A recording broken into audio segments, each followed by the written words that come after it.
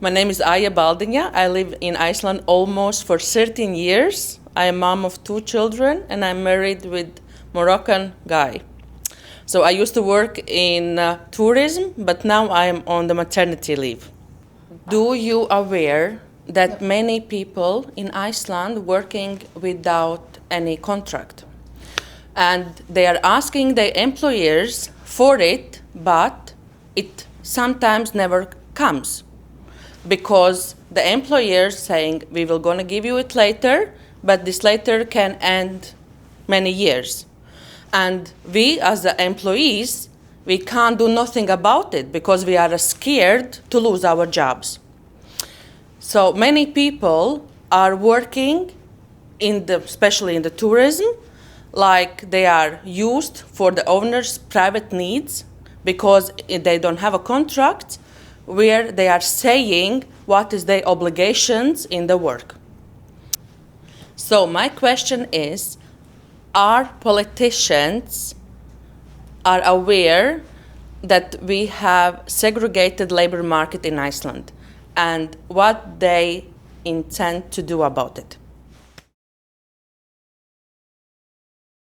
Já, það sorgleg staðreynd að hér aðskilinn vinnumarkaður og það sorgleg staðreynd að það verið í rauninni að níðast á mjög mikið erlendu vinnuafli hér og vinnuveitendur ganga gróflega á þeirra kjarasamninga því miður.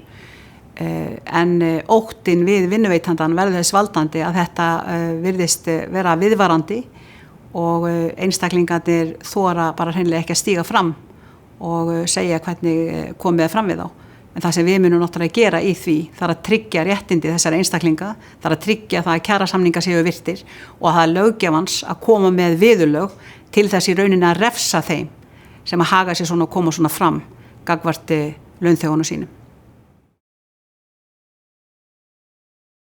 There are certain obligations that employers have against their employees, and these contracts are fundamental to these obligations. And it is very important that we increase the government surveillance about illegal practices. We do not want a segregated labor market. People that come to Iceland should be treated equally to other individuals. This is just one part of the society we want to see. So this practice should be eliminated through enforcement to ensure that we don't undermine the entire system.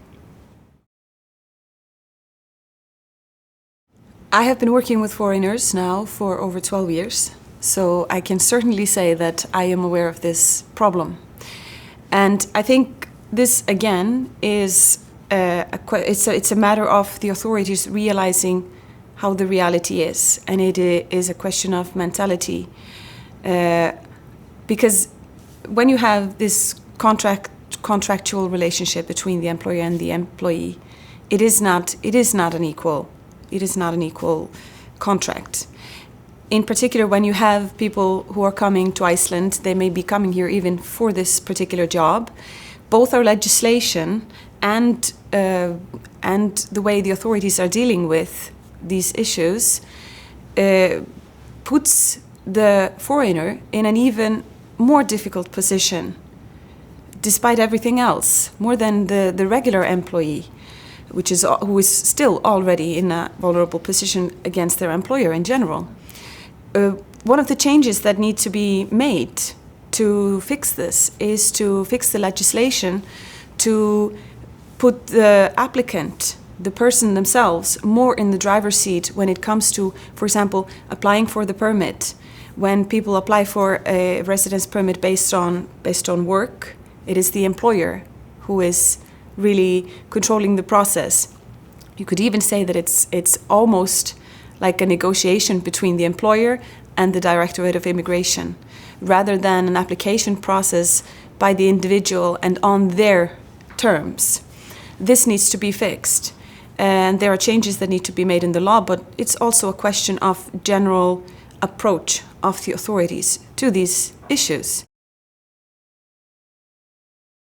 Yes, we are very well aware of this divided labor market, and at the same time, it's very strange that the Parliament hasn't made any emphasis on this before, because we have a huge industry of tourism now, and which is like held up by foreigners, and kind of the welfare as well. So if foreign people would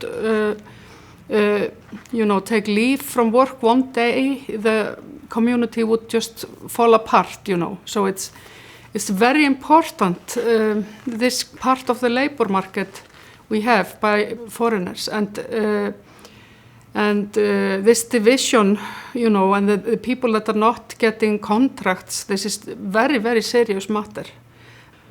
So this is, of course, something that we would emphasize on, yes.